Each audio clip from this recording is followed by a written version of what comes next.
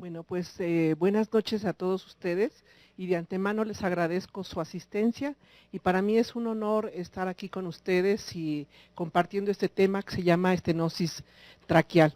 Dentro de ese tema va a estar la doctora María Ángeles Corona Hernández, quien nos va a hablar de lo que es el tratamiento paliativo de esta patología, pero previamente el doctor Enrique Álvarez Cruz, ¿sí? Él nos va a hablar de lo que es el concepto y lo que es la estenosis traqueal.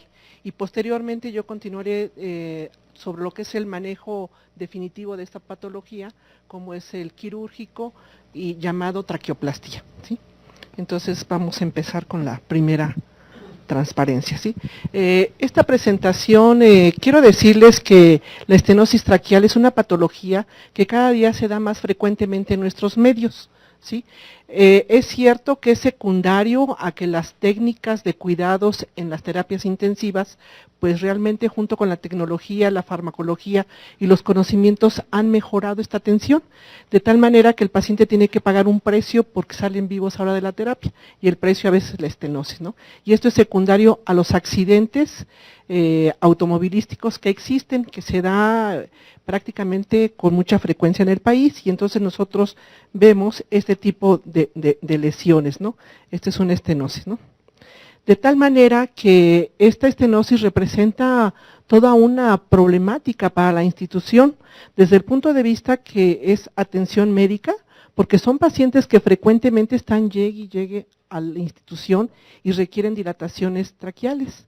A veces requieren el diagnóstico previo y luego requieren una serie de atención médica, ¿sí? De tal manera que estos pacientes la mayoría de las veces tienen insuficiencia respiratoria y cuando los pacientes no llegan al lugar adecuado, pues a veces termina en muerte, ¿no? Entonces son pacientes que pueden llegar por urgencias a través de consulta externa, un paciente que esté catalogado como asmático y lo que tiene es una estenosis traqueal de larga evolución, o llegan directamente a quirófano para una dilatación, de tal manera que este padecimiento produce incapacidad física, ¿sí? La productividad laboral se ve disminuida, hay pérdida de la fonación, que ese es algo muy importante que creo que a veces no tomamos en cuenta, ¿no? La fonación tan importante para la comunicación. De tal manera que también muchos de ellos tienen infección y esto genera un costo, ¿sí? Y esto también debe de generar un beneficio. Entonces es un balance entre costo-beneficio. De tal manera que en el INER tenemos lo que llamamos la clínica de enfermedades de la tráquea y entonces se maneja toda esta patología benigna, ¿sí? De lo que es la estenosis. De tal manera que cuando un paciente entra a clínica de enfermedades de la tráquea, pues tiene la probabilidad de tener una alta del INER, salir fonando, que es lo que a veces los pacientes piden, e integrarse a la productividad laboral.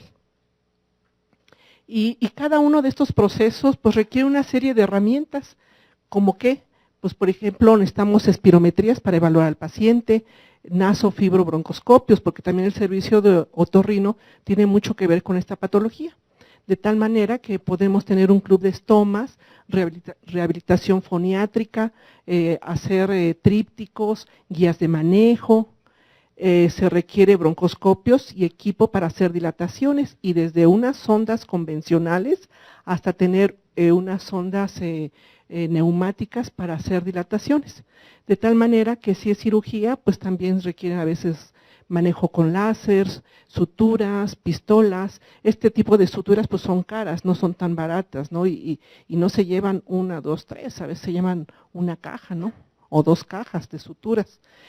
Prótesis, la mascarilla laringia, que es un diseño para la vía aérea difícil, aquí tiene una buena aceptación para el manejo de este tipo de pacientes.